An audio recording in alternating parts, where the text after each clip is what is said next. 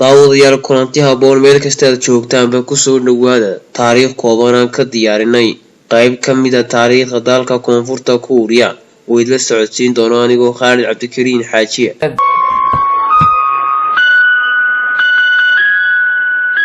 Kuuriyada Koonfureed ayaa waxa ay ku taalaa bariga Asia.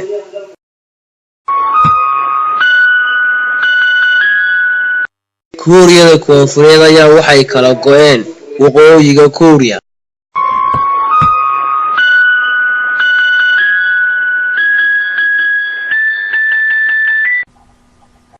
Kuuriyada Koonfureed ayaa waxaa caasimadeeda lagu magacaabaa Pyongyang.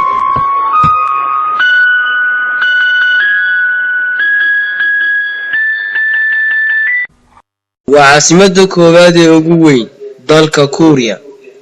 madaxweynaha ka taliya Koonfurta Kuuriya waxaa lagu magacaabaa Kim Jong Un oo isagu ka dhaxlay aabihii.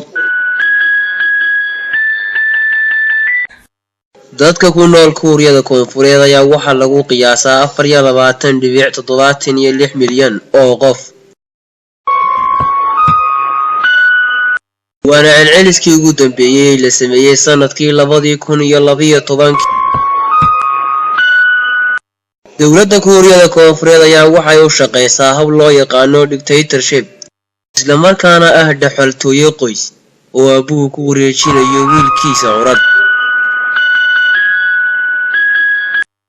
Kuuriyada Koonfureed ayaa waxay ka mid tahay wadamada soo koraya ee ku yaala bariga Asia.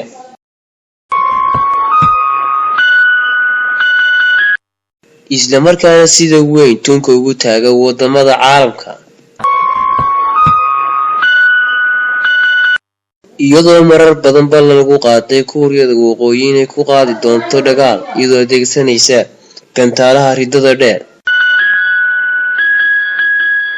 balse waxaa dhacday in marar badan Kuuriyada Koonfureed ay isku dayday inay farageliso wadanka Mareykanka. Kuuriyada Koonfureed ayaa waxay ka mid tahay wadamada dhaqaaluhu sida xoogga u soo korayo iyagoo ka dhisan dhanka ciidamada. Kuuriyada Koonfureed waxay marar badan isku dayday inay tijaabiso hubka loo yaqaan nuclear-ka iyadoo Mareykanku sheegay inay saari doonaan cunaqabatayn.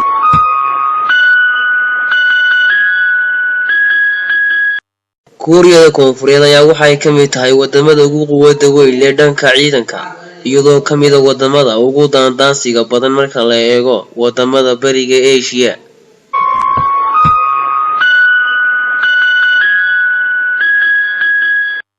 madaxweynaha da'da yar ee hogaamiya dalkaas ayaa sanadkii 2015 waxa uu amar ku bixiyay in sida uu u xiran yahay u xirtaan dadka ku dhaqan wadankaasi.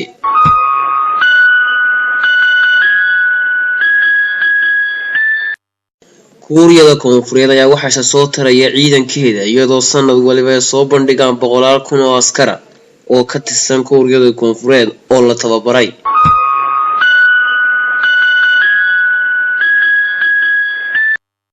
dowladuskan ay sameeyaan ciidamada Kuuriyada Koonfureed ayaa waxay muujinaysaa inay leeyihiin awood militari oo iskaga celin karaan cid kasta oo soo weerarta. daawadayaal waxaanu intaasi ku soo koobaynaa qayb ka mid ah taariikhdii dalka Koonfurta Kuuriya oo toddobaadkan la socodsiinayay anigoo Khalid Cabdikariin Xaajiye. tan iyo intaan ku kulmi doono taariikh noocan oo kala waxaan idinkaga tegayaa sidaas iyo nabadgelyo. waxaa soo saaray barnaamijka anigoo Khalid Cabdikariin Xaajiye. tan iyo kulanti dambe. Assalaamu calaykum waraxmatullaahi wabarakaatuh.